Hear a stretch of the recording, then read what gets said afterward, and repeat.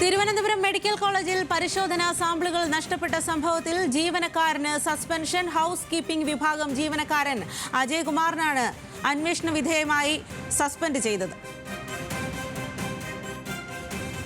ബിനിൽ ലീല സാബുവാണ് തിരുവനന്തപുരത്ത് നിന്നും ചേരുന്നത്. ബിനിൽ, ഏറെ ഗുരുതരമായിട്ടുള്ള ഒരു സംഭവമായിരുന്നു ഈ ഒരു പരിശോധനാ സാമ്പിളുകൾ നഷ്ടപ്പെട്ടു എന്നുള്ളത്. അതിലിപ്പോൾ ഒരു നടപടി ഉണ്ടായിരിക്കുന്നു. എന്താണ് നടപടി?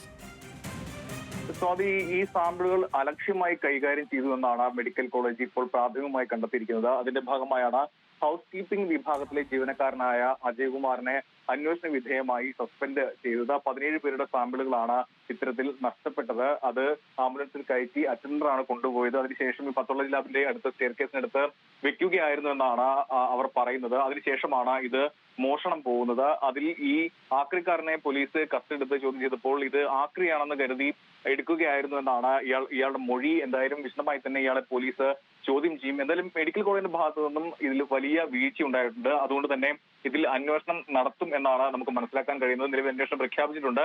അതിന്റെ പ്രാഥമികമായ ഒരു നടപടിയാണ് ഇപ്പോൾ ഉണ്ടായിരിക്കുന്നത്. കൂടുതൽ ആളുകൾക്ക് ഇതിൽ വീഴ്ച ഉണ്ടായിട്ടുണ്ടോ എന്നുള്ള പരിശോധന അടക്കം നടക്കുന്നുണ്ട്. അതിനുശേഷമാകും ആ റിപ്പോർട്ട് ലഭിച്ചതിന് ശേഷമാകും തുടർ നടപടികളെന്നാണ് മെഡിക്കൽ കോളേജ് വ്യക്തമാക്കുന്നത്.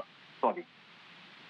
ശരി ബിനിൽ, തിരുവനന്തപുരം മെഡിക്കൽ കോളേജിലാണ് പരിശോധനാ സാമ്പിളുകൾ നഷ്ടപ്പെട്ട സംഭവത്തിൽ ഇപ്പോൾ നടപടി ഉണ്ടായിരിക്കുന്നത്. ജീവനക്കാരന് സസ്പെൻഷൻ നൽകിയിരിക്കുകയാണ്. ഹൗസ് കീപ്പിംഗ് വിഭാഗം ജീവനക്കാരൻ അജയ് കുമാറിനെയാണ് അന്വേഷണ വിധേയമായി സസ്പെൻഡ് ചെയ്തത്.